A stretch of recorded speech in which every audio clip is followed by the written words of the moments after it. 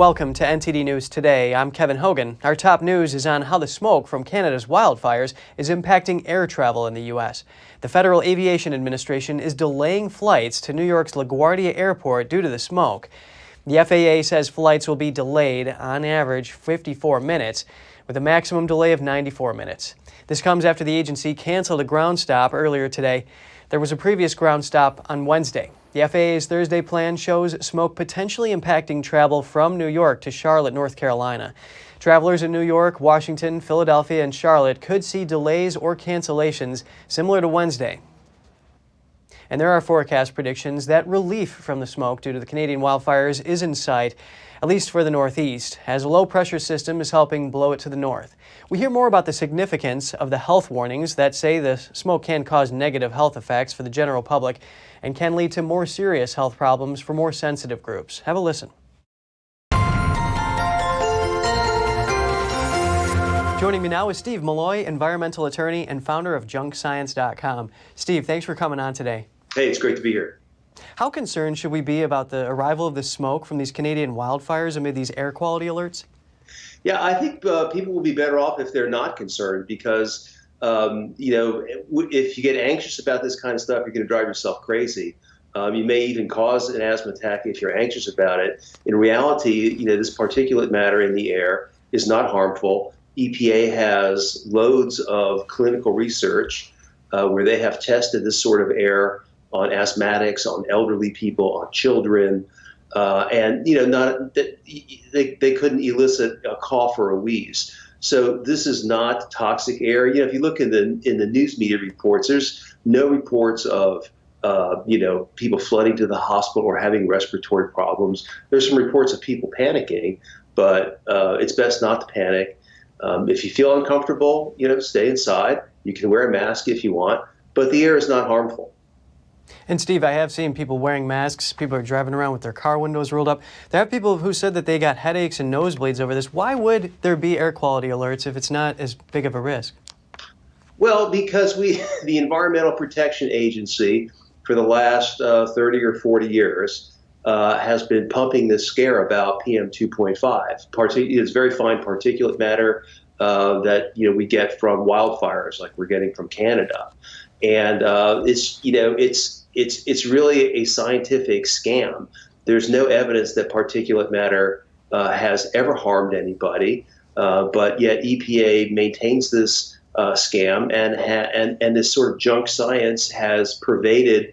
All physicians believe this now. We hear weather people talking about it. It's in the news media, and it's really all junk science. There's these PM 2.5 particles. They're just carbon particles. They're innocuous. They make the air ugly. They can irritate you. They can make you anxious. But there's no health effect coming from this. They don't cause asthma attacks. They don't cause heart attacks, and they certainly don't kill anybody. Well, hopefully that's a relief if what you're saying is true. But if this is a scam, what's in it for them? Well, EPA has been using PM 2.5 for the last 30 years to implement all sorts of regulations. If you remember, during the Obama administration, its war on coal was all based on PM 2.5. Now the Biden administration has a whole new set of EPA regulations coming out, all based on PM 2.5. The air was clean in the United States 30 years ago, and because EPA didn't want to give up its regulatory programs, it invented PM 2.5 as a pollutant. And that has kept the agency going now, and it's still going because of this. That's a fascinating perspective that you have on this, Steve. Is there anything that can be done to prevent this from happening again? I mean, the smoke has been engulfing New York City, and of course it is an annoyance at the very least. Look, this is just wildfire smoke from Canada. Wildfires in Canada have been decreasing over the past 40 years. This is just sort of an unfortunate convergence of where the way the wind is blowing. And this as soon as the wind changes direction, this stuff will blow away, and we're going to go back to normal. It's just an unusual, unfortunate event. But this happens all the time in the West, where they have these wildfires in Canada. urban areas, Seattle, San Francisco, experience this all the time. It's unusual on the East Coast, but the good news is it's not harmful. Well, Steve Malloy, environmental attorney, it's great to hear from you. Thanks a lot. The state of California does consider short-term exposure to particulate matter like PM 2.5 to cause a range of health problems. Those include premature death, more hospital visits for lung and heart causes, as well as bronchitis and asthma attacks. And we're going to move beyond the smoke now to a tragedy surrounding a media entrepreneur. Christian Broadcasting Network founder Pat Robertson has died at age 93. He is known for cementing the alliance between Republicans and evangelical Christians. Robertson took a local Virginia TV station and grew it into the Global Christian Broadcasting Network. He hosted its flagship program, the 700 Club, for decades, offering prayers and political commentary. He also embarked on a political career. He ran for president in 1988 as a Republican and pioneered the strategy of courting Iowa's evangelical churches. The strategy remains with the Republican Party to this day. Robertson was born in 1930 in Lexington, Virginia. His wife and co-founder of the network passed away last year at the age of 94. On to some politics. The FBI has decided to release an internal document concerning President Biden to the House Oversight Committee. This after Representative James Comer and other House Republicans threatened to hold FBI Director Christopher Wray in contempt. NTD's Daniel Monahan has more on the alleged bribery case. The House Oversight Committee has now scrapped its plans to vote to hold Wray in contempt of Congress. The document is an unclassified FD 1023 form the FBI generated. It contains allegations that then Vice President Biden took a bribe from a foreign national. The committee issued a subpoena in early May with a deadline of May 31st for all such forms with the name Biden. The forms are used by FBI agents to collect unverified reports from confidential human sources. Comer said on Fox News that a very credible investigation of Biden family wrongdoing has been conducted.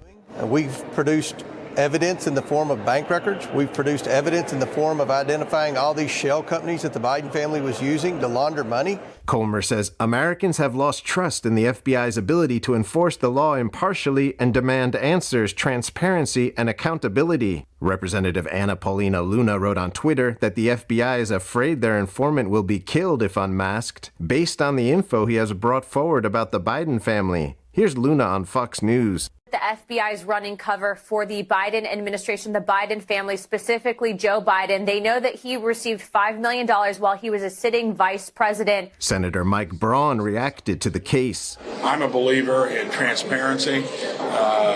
You can never have too much of it.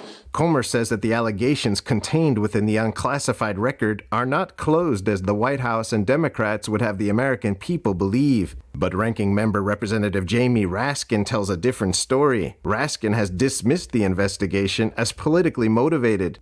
This was looked at by the Trump Justice Department, and I think they ended all of it in August with no prosecutions, no indictments. He says the investigation into President Biden has uncovered no evidence of wrongdoing, and the congressman accuses Republicans of trying to discredit the FBI to help prop up Donald Trump's poll numbers. Daniel Monahan, NTD News. Is former President Donald Trump being indicted again or not? It seems like no one knows for sure. That's after multiple media outlets yesterday reported on rumors of an incoming indictment. Here's Trump's response and what lawmakers have to say. Throughout Wednesday, numerous outlets reported that the Department of Justice told Trump that he'll be charged. That's in connection with the classified documents found in his Florida residence during an FBI raid last August. However, Trump promptly responded, writing, "No one has told me I'm being indicted, and I shouldn't be because I've done nothing wrong." Trump previously said he declassified the documents that were found at his home. Trump has already been indicted and is facing charges related to hush money payment to an adult film actress. The case regarding classified documents is unrelated. The former president calls the various legal cases against him a target of the weaponized DOJ and FBI, saying the agencies are committing a travesty of justice and election interference at a level never seen before. Reports of a possible indictment are spreading on Capitol Hill. Republican Senator Kevin Cramer commented, telling the Epoch Times, "Nothing would surprise me from this Justice Department. Nothing. I mean, they have proven to be extremely partisan and political. Tragic." Florida Senator Marco Rubio holds a similar opinion, telling the outlet, "They've weaponized the criminal justice system. And now it's just in a long line of attempts to go after him. So I think they're going to find a lot of resistance and a lot of skepticism. Democratic Senator Dick Durbin also wasn't surprised about a possible indictment, but for different reasons than his Republican colleagues, saying he needs to be held accountable.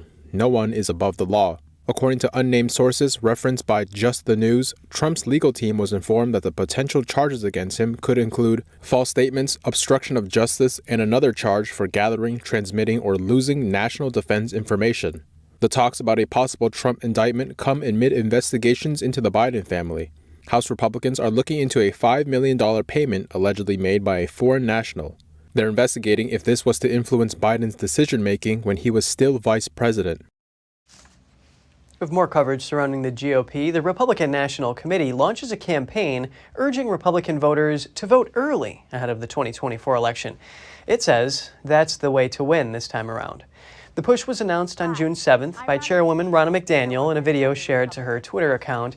McDaniel calls it the Bank Your Vote initiative. She says the campaign will educate Republicans on where, when, and how to cast their ballots prior to Election Day, either through mail-in ballots or early voting at the polls. The GOP plans to spread the word by going door-to-door in cities across the United States. Where legal, the party plans to collect and drop off ballots, a practice known as ballot harvesting. And coming up, a federal judge says 2 New York counties cannot block illegal immigrants from seeking shelter in area hotels. The Mexican president is calling it an execution. A video published Tuesday has soldiers in the spotlight for the alleged murder of 5 people. We'll have more on that for you in just a moment.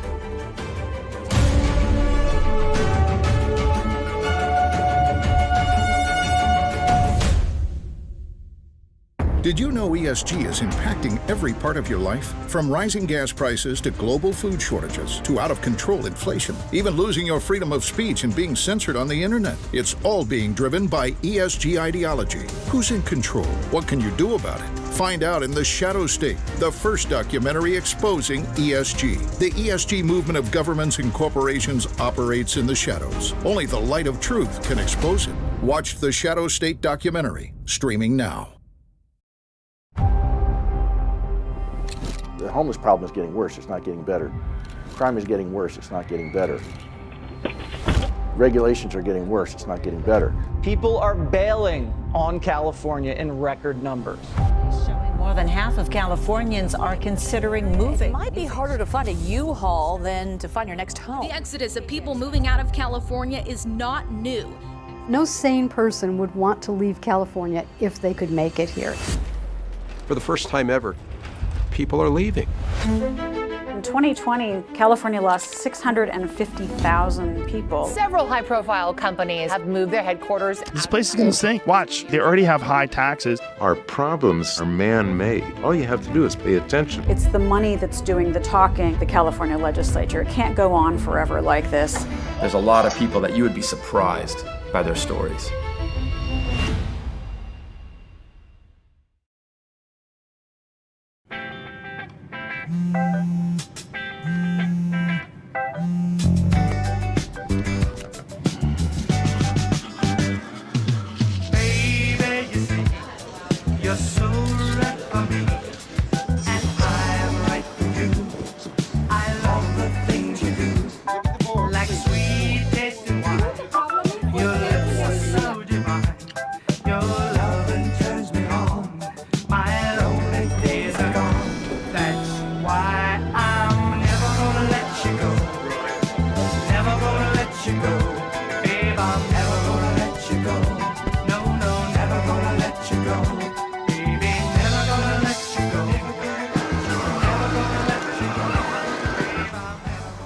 Here you go.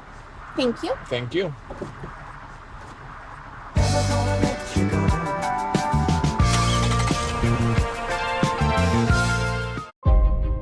The lasting beauty of realistic oil painting.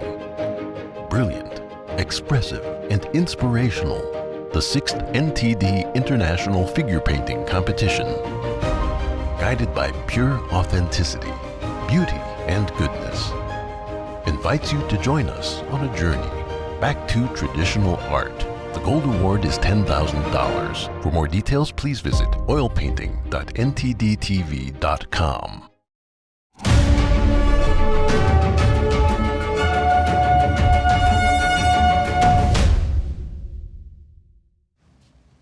Welcome back. In just a single business day, the U.S. national debt spiked up by nearly $360 billion. That was on June 5th, after the debt ceiling was raised. This is according to the Treasury Department.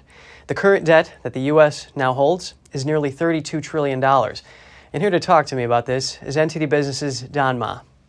Don, it's great to have you with us. Please tell me, how did the national debt increase hundreds of billions of dollars in a single working day? Of the Treasury Department trying to replenish its funds, because as we all know, during the debt ceiling debate, the Treasury used so-called extraordinary measures to keep paying the government's bills, and that drained its checking account. So now the Treasury is trying to raise that cash back, trying to replenish its funds by issuing treasuries or government bonds. That's what the over $300 billion in debt was. So almost every single time when we have a debt ceiling debate, the Treasury Department runs low on cash. And after we raise the debt ceiling, the Treasury will issue a large amount of government bonds to replenish that. And Don, this is part of a broader question. I want to point out here that the Congressional Budget Office has warned that the rise in the national debt is going to make it harder for the economy to grow in the long term. It's going to crowd out critical investments and increase the risk of a fiscal crisis. Don, is the national debt sustainable? That's a great point, Kevin. Unfortunately, the reality is that the national debt and as well as spending are likely only to increase in the future. Here's the problem, as you mentioned, when the debt to GDP ratio increases, so does the interest burden on the government, right? Because a higher debt level requires more interest payments. Now, when that happens, it can divert a significant portion of government revenue away from productive investments, as you mentioned just now, such as infrastructure, education, healthcare. But Kevin, we need to keep in mind that the cost of servicing interest payments on the debt we have right now is already more than the U.S. brings in revenue. So the interest costs more than what the U.S. earns, essentially. You really don't want to be in a debt spiral scenario where the government has to borrow money and go into more debt, right, to pay off the previous debt. When a large portion of the government's budget is allocated towards debt service, it leaves fewer resources available for other essential public expenditures like social programs, infrastructure projects, and this can potentially hinder long-term economic growth. Oh, that just sounds terrible. But Don, I want to just clarify one thing. The United States brings in several, maybe $5 trillion in revenue from taxes and other sources, and the bill on this debt is about $1 trillion in interest, right? Yeah, something like that. But there's other programs that the U.S. uses alongside the debt that the interest on the debt that it needs to service. So many challenges in this situation here, Don, and we touched on a lot of them. But what are the solutions? Well, it's not impossible to solve this problem, but there's really no miracle drug that exists that fixes things instantly. There's not one single thing that you can do that solves everything. The amount of debt that we have now is so big that anything you try to do will have unintended consequences. I mean, to be honest, if you're already spending a lot of your revenue on interest, it's really difficult to run a balanced budget. A lot of lawmakers in Washington talk about reducing spending, right? They say that this will solve the debt problem to a degree. Well, here's the thing. Government spending matters a lot, actually, to the economy, especially at the rate that we spend currently in the United States. Government spending accounts for a significant portion of GDP. For example, in 2020, spending accounted for nearly 50% of our GDP. So let's think about that for a moment. What happens when we significantly cut spending? It provides liquidity to the economy, so it could potentially send the U.S. into recession territory. Okay, so what about raising taxes, right? The Biden administration is also talking about raising taxes on the rich. Well, first of all, the tax code works in favor for the rich. So even if you raise the taxes, the extremely wealthy can still potentially avoid it. So the question is whether the tax code is the problem. But one of the problems actually with raising taxes on the rich is that it doesn't just impact the rich, because there will be a trickle-down effect. The costs go up for everybody when you tax the rich. They're the ones that own the companies and produce the goods. So it's the consumer that gets hit by higher prices. It's a very lot of difficult moving parts problem here, Don. Of course, they had the potential that considering of raising taxes, and then how do you enforce those taxes? It's all just a very complex situation. Don Ma with NTD Business, it's always great to hear your insight. Thank you. And this is the Treasury Department is trying to replenish its funds, and as Don mentioned, so that's the extraordinary measures that keeps the government running. And a federal judge is forcing counties in New York State to accept illegal immigrants sent from New York City. Civil rights groups argued the migrants were being discriminated against. New York City is struggling to handle an influx of 60,000 illegal immigrants. Mayor Eric Adams wants to send some of them to hotels in less populated areas of New York. Both Orange and Rockland counties tried to prevent that from happening. There are still temporary restraining orders in place from other legal actions, but some migrants have already arrived. Mayor Adams has sought various ways to house the illegal immigrants.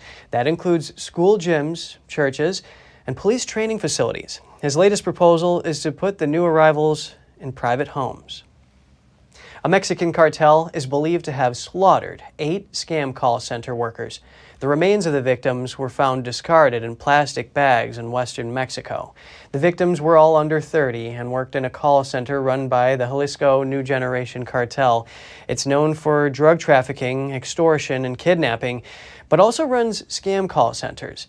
The call centers usually target Americans for scams like buying timeshares. A source told the Associated Press the workers were probably killed when they attempted to quit their jobs.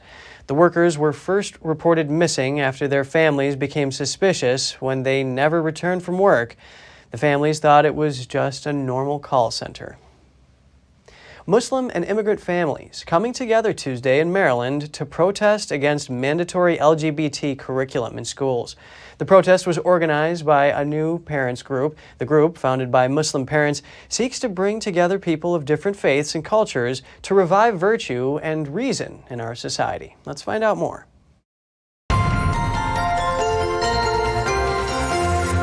Joining me now is Kareem Monib, co-founder of the new parents group Coalition of Virtue, which organized the protest. Kareem, it's great to speak with you. Thanks for having me. Montgomery County Public Schools are not allowing children and students to opt out of this gender ideology curriculum. Can you tell us your plans to reverse this?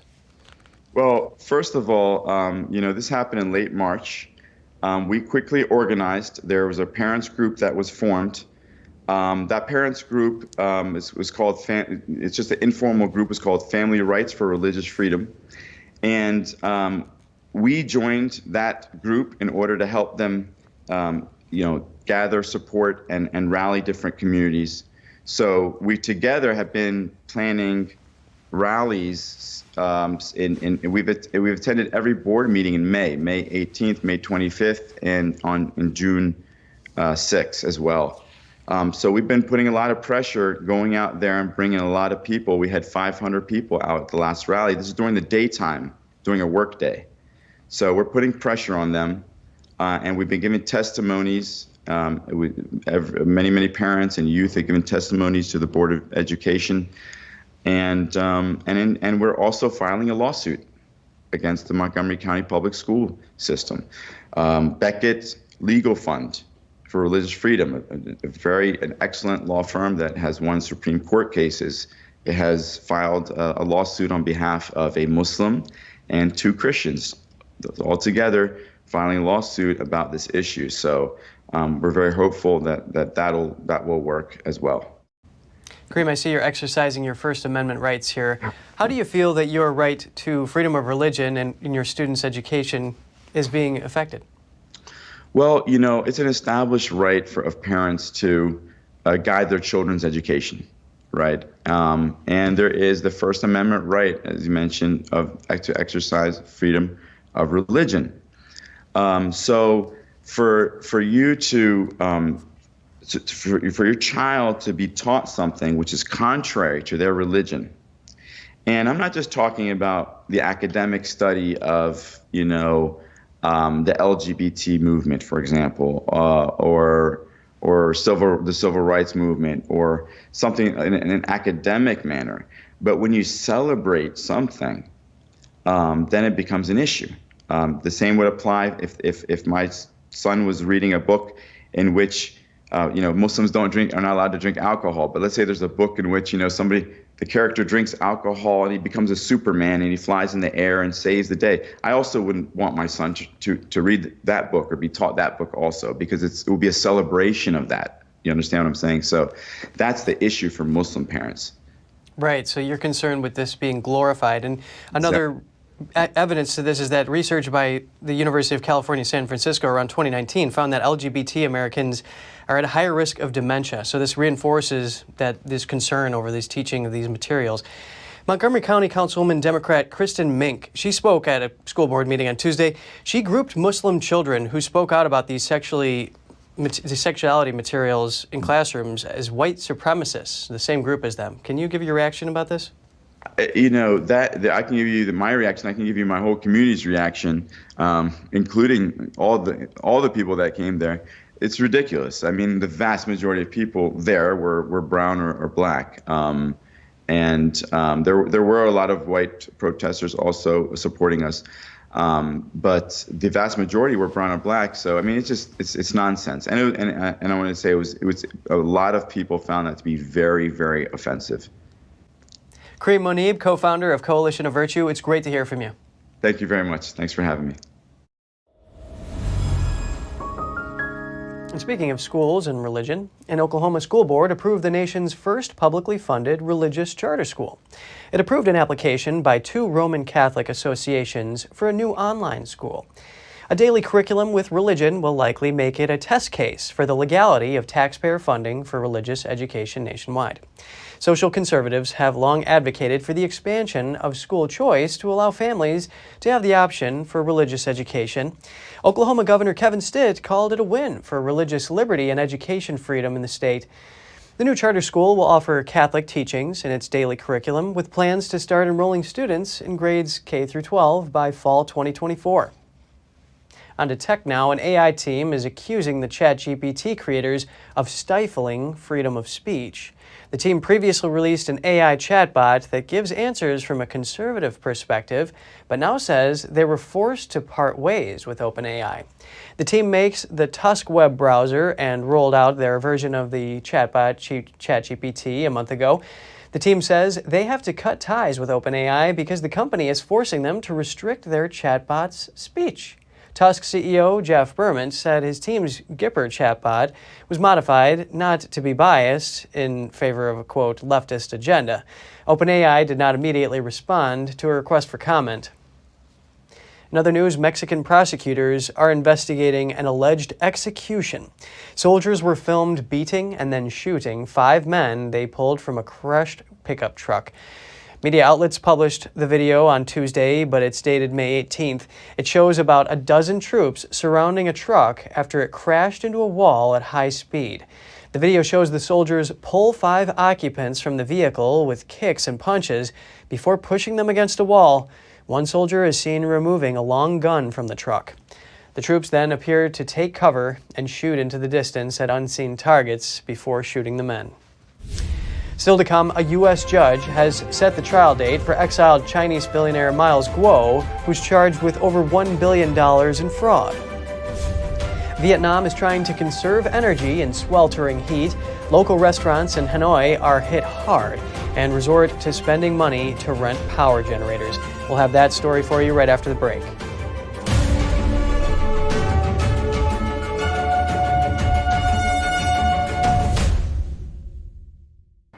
What does it mean to devote your life to the truth? Does it mean investigating communist subversion here in America? Does it mean exposing the deadly fentanyl crisis in the Midwest? Or spending late nights uncovering deep government corruption? Because at a time when America's traditional values are under attack, it's the responsibility of righteous journalists to uphold truth, and tradition.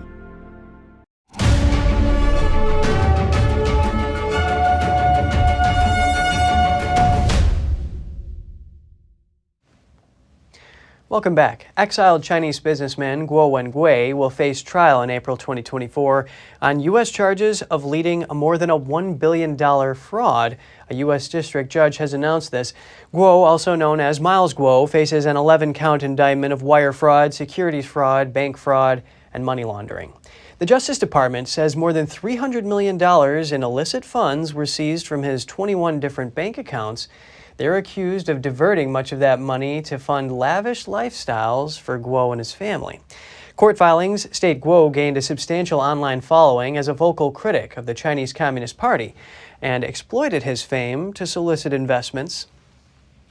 Wheat farmers in China are facing significant crop losses after 2 weeks of heavy rains that have left their fields soaked. The losses may lead China to rely more heavily on grain imports this year. The impact of this would be felt across the global grain economy. Here's the story. Staring out at his sodden land, this Chinese farmer says his battered wheat is not even worth harvesting anymore. He's one of many farmers now struggling in the country's central Henan province after weeks of heavy rains. The wheat harvest, the weather is not giving us a good harvest. Farmers are working very hard this year. All the wheat crops have sprouted. People are also very anxious. Henan produces around a third of the country's wheat. The unusually heavy rains are causing the wheat to sprout early, often producing lower quality flour unfit for humans. At the same time, the rains are delaying the harvest. According to farmer Chen, there's also a shortage of machinery needed for the harvest. We have harvesters with caterpillar treads, but there are not many around. And because it is such a big area here, it is not possible to harvest everything. The main reason for this is that the weather is bad, and even after those harvesters, wheat crops will not dry out completely. It will inevitably be rotten. We might as well not harvest at all. The rains have also impacted neighboring provinces like Anhui, Shaanxi, and Shandong. Imports of wheat into China are already going up. To make up for the loss, Darren Friedrichs of a consulting firm based in Shanghai says China, the world's largest wheat consumer, may have to bump up grain imports. So that would obviously have an impact on global prices and an impact on global markets. That potential bump in China's wheat import would come as the El Niño weather pattern is set to sharply reduce wheat output this year in Australia, another major producer, and as the ongoing war in Ukraine continues to curb Australia's grain exports. Vietnam is trying to conserve energy in sweltering heat, but it's hitting local restaurants in Hanoi hard. Now they've resorted to renting power generators to keep their businesses afloat. NTD's Andrew Thomas has the latest on keeping cool. Vietnam has been turning off streetlights. Large manufacturers have been switching operations to off-peak hours.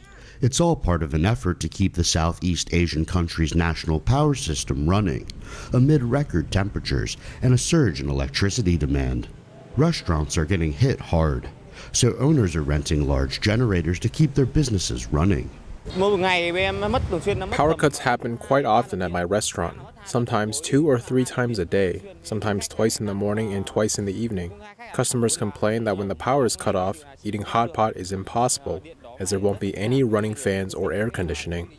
Locals experienced a high of 111 degrees on June 1st. Households blasted air conditioning and fans around the clock, straining the power grid. The heat and this power cut have severely affected our business, so we have to rent a large power generator, which takes a big chunk out of our operation cost. Power generator rentals have seen a surge in demand. Nguyen Dinh Diep has rented out at least 10 large generators daily since late May. He was struggling to fulfill 30 orders at once on June 1st because he was beginning to run out of stock. Due to the power shortage, homeowners as well as business owners have to rent generators from me. Compared to the same time last year, we are seeing a big jump in demand and orders of up to 70%. But not everyone can afford a personal generator. Spending $50 a day is out of reach for most households. $50 used to be enough to cover the electricity bill for the entire month. With the power cut happening continuously like this, the only solution is to buy a generator. But with a normal household like mine, it is kind of impossible. Sweltering summers are common in Vietnam, but this year's temperatures are among the most extreme. Andrew Thomas, NTD News. Just ahead, in France, children as young as 22 months are in critical condition. That's after being stabbed by a Syrian asylum seeker at a playground in southeastern France. Amid rescue operations in Ukraine, Kyiv and Moscow accuse each other for shelling rescue workers across the populated flood zone. We'll have more for you shortly, right here on NTD News Today.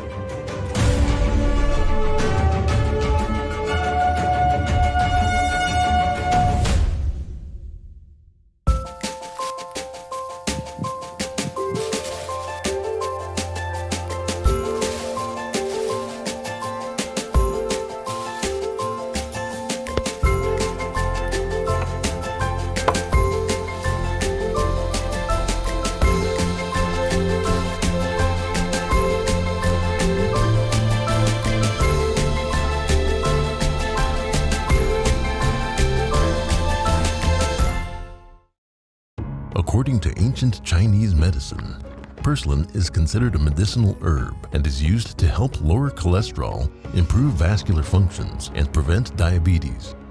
Perilla seeds can nourish the lungs and spleen. It is used to treat asthma and improve pulmonary functions. Puritang green vegetable omega-3 is made from purslane and perilla seeds from Hwangmae Mountain in South Korea. It contains over 90% of omega-3, 6, 7, and 9. The highest concentration possible without chemical additives. The soft gel is made of natural seaweed. It is 100% organic and vegan. Both adults and children can take it with peace of mind. Ancient recipes were passed down from heaven to bring prosperity and longevity. Puritang green vegetable omega-3.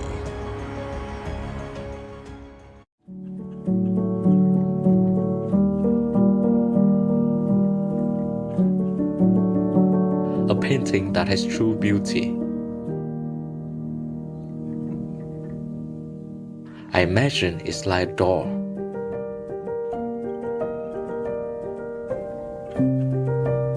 The artist holds the key to open the door and bring people to a purer world.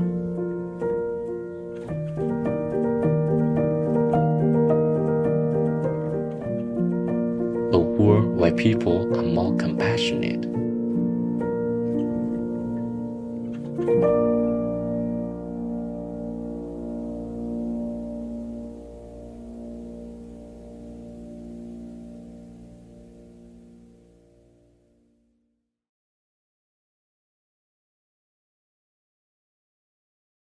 Hey Bobo, do trees tell each other stories?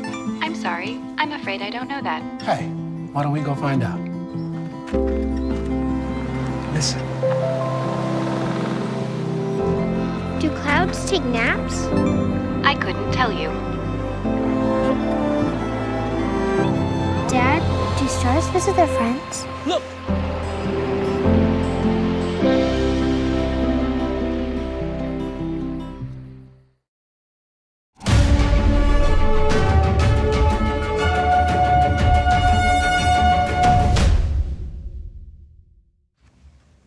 Welcome back. We're continuing with some horrible news. In France, police said a man with a knife stabbed 4 young children and an adult in the southeastern town of Annecy.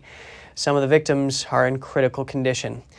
Officials said the attacker had been arrested. He was a Syrian asylum seeker with Swedish identity documents who entered France legally and was not known to security agencies. The prosecutor said the attacker's motives remain unknown, but do not appear to be terrorism-related. 4 children, aged between 22 months and 3 years, suffered life-threatening wounds, and 2 adults also were injured. 2 children were less seriously hurt. One of the young victims is British, and one is of German nationality. French President Macron described the assault as an attack of absolute cowardice. Ukraine is calling for international aid after the destruction of a major dam caused severe flooding. Both sides have traded blame for shelling rescue workers across the populated flood zone. Ukrainian President Volodymyr Zelensky visited the flooded southern region of Kherson on Thursday to discuss emergency operations with local authorities. Before the visit, he criticized international aid groups over their response to the severe flooding caused by the collapse of the Nova Kakhovka Dam. Each person who dies, there is a verdict on the existing international architecture and international organizations that have forgotten how to save lives. The local governor said the average level of flooding on Thursday morning was over 18 feet and almost 2,000 people had left flooded territory. Ukraine said the deluge would swamp tens of thousands of hectares of agricultural land and turn at least 500,000 hectares deprived of irrigation into deserts. Video from the National Police of Ukraine showed a woman in a wheelchair among the civilians rescued from floodwater. Ukrainian officials accused Russian forces of shelling rescue workers on the Kyiv-held west bank of the Dnipro River, while the Kremlin accuses Ukraine of shelling Russian rescue workers on the other side. NATO Secretary-General Jens Stoltenberg said he will chair an emergency meeting on the destruction of the dam. The Ukrainian foreign minister said Stoltenberg promised NATO mechanisms will be used to provide humanitarian assistance. Both Kyiv and Moscow have traded blame for the disaster. Some experts say the dam may have collapsed due to earlier war damage and poor Russian management. A Swiss regulator yesterday said soccer's world governing body FIFA made false and misleading statements about the environmental impact of the 2022 World Cup in Qatar. FIFA promoted the Cup as the first completely climate-neutral tournament, but a network of groups, which launched the complaint last year, was concerned about the environmental impact from the construction of air-conditioned stadiums and the thousands of fans who flew to the tournament. The Swiss Fairness Commission advised soccer's governing body from making unsubstantiated claims in future. The campaigners are now examining whether they can take their claim further and seek financial penalties. And in Australia, the government is planning to ban swastikas and other Nazi symbols nationwide. Here's the Attorney General today. There is no place in Australia for symbols that glorify the horrors of the Holocaust. The Albanese government will introduce legislation next week to criminalise public displays of the Nazi Hakenkreuz and the Schutzstaffel, that's the SS hate symbol, and ban the trade in these items. New federal laws will see people displaying Nazi insignia face up to a year in jail. Selling Nazi memorabilia will also be an offense, and sales will be banned in retail and online stores. However, some uses won't be banned, including symbols that are displayed for religious, educational, or artistic purposes. The Australia, Israel, and Jewish Affairs Council told the Epoch Times the bill is particularly welcome at a time when anti-Semitism is rising globally, whereas others, such as the emeritus law professor Gabriel Moens, worry that such a ban could push the symbol underground, where it could fester. And just ahead, we could soon be seeing cargo drones in the sky. After a successful test flight, a European company hopes to launch commercial flights later this year, so stay tuned for that.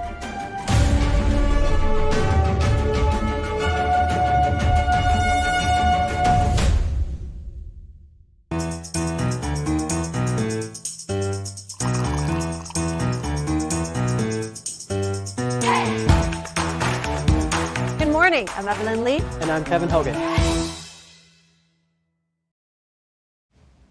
Good to have you back. Cargo drones could be in the air soon in parts of southern Europe.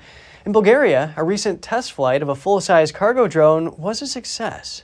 NTD's Andrew Thomas delivers. Dronamics wants to revolutionize the transportation industry. The cargo drone carrier hopes to launch commercial flights soon. We're trying to create a cheaper, faster, and greener solution for people to be able to trade with other people around the world. Brothers Konstantin and Svilvan Rangolov are the duo behind the operation. When we started the company, we embarked on a single mission to revolutionize the way that goods are transported around the world and to make them go faster, cheaper, and more sustainable. Dubbed the Black Swan, the aircraft can carry more than 700 pounds over distances of up to 1,500 miles. The Rangolov brothers hope to operate commercial flights by the end of the year.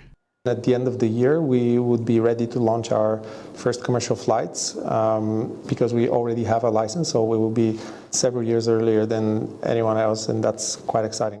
Dronamics is Europe's first licensed cargo drone carrier. We'll start flights first in Greece, across the islands, and then we'll move throughout the Mediterranean to Italy, Malta, and beyond. Dronamics has secured $40 million in funding from investors. The European Union has also provided co-funding through the European Innovation Council. Andrew Thomas, NTD News. Here's a happy note in education. At a Tokyo Art Institute, students are taking smile classes. The program has seen a surge in interest as more Japanese shed their masks. NTD's Andrew Thomas smiles back at us. Welcome to Coach Kiko Kawano's smile class. Mouth, cheeks, eyes. It's the order. It's also important to pay attention to the order. That's the perfect smile. Japan lifted its mask recommendation in March, but many people haven't let them go, so smiles are less common. When you are alone at home, it's normal not to be facially expressive. If this is the case, then not moving your face becomes the norm. I think there were a lot more such cases during the COVID pandemic. 20-year-old student Yuna Igarashi says the class has reawakened her awareness about her facial expression. It was a new experience for me to smile while paying attention to my facial expressions. I might become a bit more aware of what my facial expression looks like when I'm in a situation that makes me smile from now on. Kawano began studying the physics and psychology of smiling after she left her job in radio. She started giving lessons in 2017. Kawano students can gauge their smiles with a special facial detection software. He got 85 points. Anything over 80 points is a good smile. Yu Ishii hopes the smile class gives him an edge in Japan's notoriously competitive graduate hiring process. I think you could absolutely put this to good use when job hunting. With job hunting, there are a lot of people coming and going, so that first impression is extremely important. According to Kawano, her class has seen more than a fourfold jump in demand since last year. Companies seeking more approachable salespeople and local governments are some of her clients. An hour-long private lesson costs $55. You'll meet more people, you'll have more opportunities, so your life will be more fulfilling, and you can become happier. A smiling face equals happiness. That is the concept. Kawano says she has also trained 23 smiling coaches.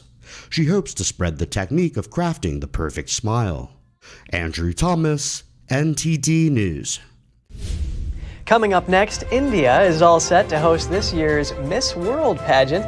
It's the country's second time hosting the event after almost 3 decades. Get those details right here on NTD News Today.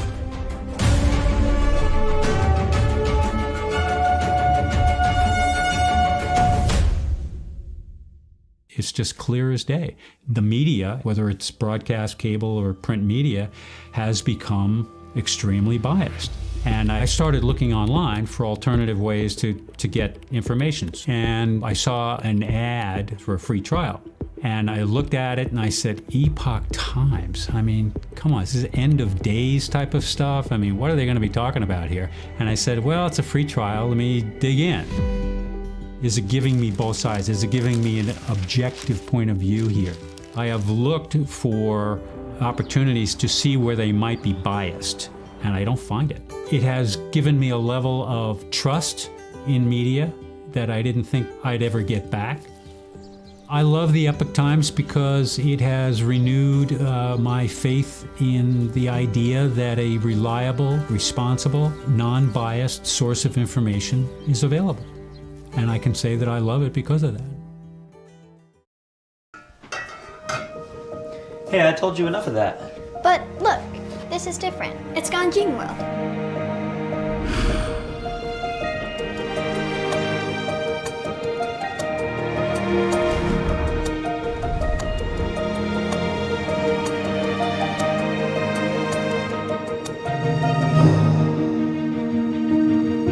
Ganjin World. Family-friendly entertainment. I don't think that many kids in my son's school even do it. He makes fun of his friend who vapes. He would never try it. She's into soccer. She's on the honor roll. She's just not the type. No way. No way. No way. No way. My kid would never vape. Get your head out of the cloud. Today, nearly 8,000 kids will start vaping. Maybe even yours. Learn about the dangers at talkaboutvaping.org. You've been lied to, but here's the scary part. It's not going to stop. Let's just take the amino acids, the fats, from another source and recreate those so that we're taking the animal entirely out of the equation. The vegan diet is everywhere. Now we're being told that having a fake product is better than the natural product. And this is coming from the people who used to tell you natural is better. Follow the science. Yeah, I'm cherry picking only the science that exists. If you don't change your ways right now, the planet is going to end in 2 years. Eat food, not too much, mostly plants. Do they care about the environment or our health? Or is this just purely economical on their part? We love animals. We love Cecil the lion. Because you became vegan, because you're eating fake meat, does that mean a sentient being didn't die? Well, guess what? There's no free lunch.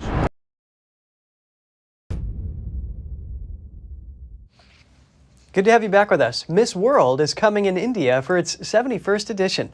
The country is hosting the pageant for the second time since 1996. The announcement was made at a press conference held by the Miss World organization in New Delhi. Miss World Chairwoman and CEO Julia Morley said she wants to show the best of India to the world. Also present was Sini Shetty. She was crowned Miss India last year. Shetty will represent her homeland at the upcoming pageant. She said she will display what her country stands for. Miss World 2023 will take place later this year, but the date and venue have not been announced. Okay, what does a genius look like? Here's one. At only 14 years old, Chiron Kwasi is already a college graduate-to-be and a new software engineer at SpaceX. Kwasi is the youngest ever graduate of Santa Clara University. He's joining SpaceX's Starlink team this summer. His mother, Julia, said her son showed extraordinary talent and intelligence at an early age. He began studying at a community college in 3rd grade, and at age 10, he landed an internship at Intel Labs as an AI research co-op fellow. Kwasi transferred to Santa Clara University 1 year later. There, he will receive his bachelor's degree in the coming week. Having a tidy home can help you to feel more relaxed, happier, and in control of your life. Let's get some tips. Here's Gina Marie with Strong Mind and Body.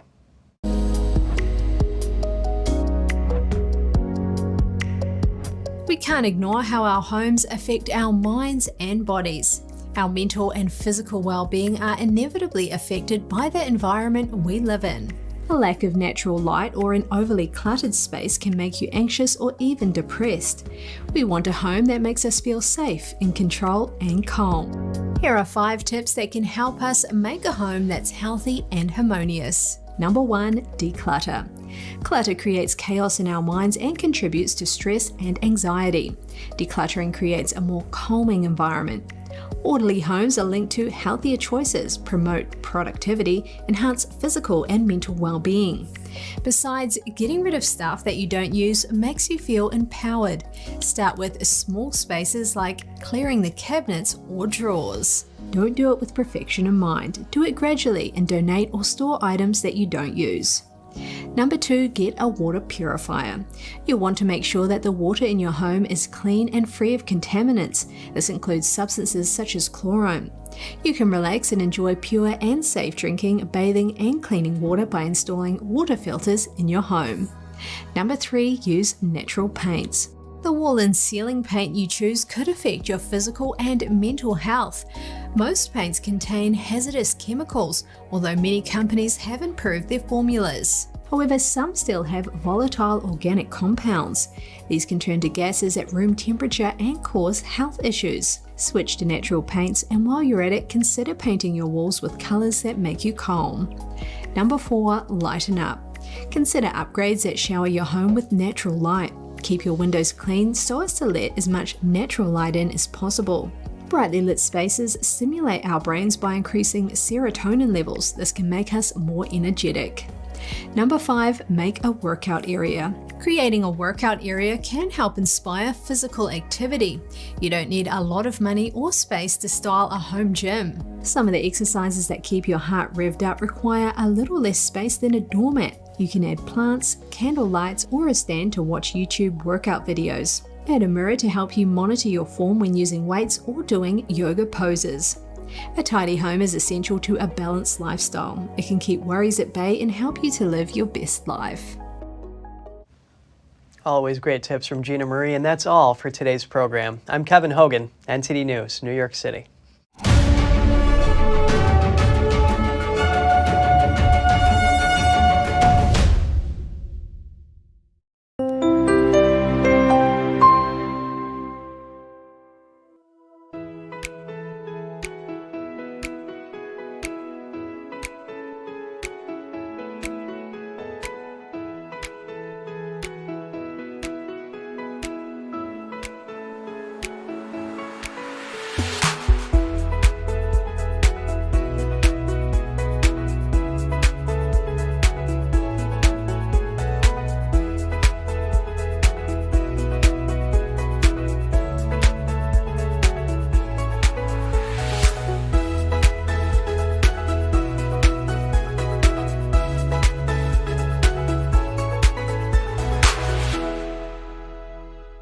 Thanks for watching us on YouTube. Did you know YouTube only keeps selective videos on its platform? So if you want to make sure you get the full picture, just subscribe to our newsletter.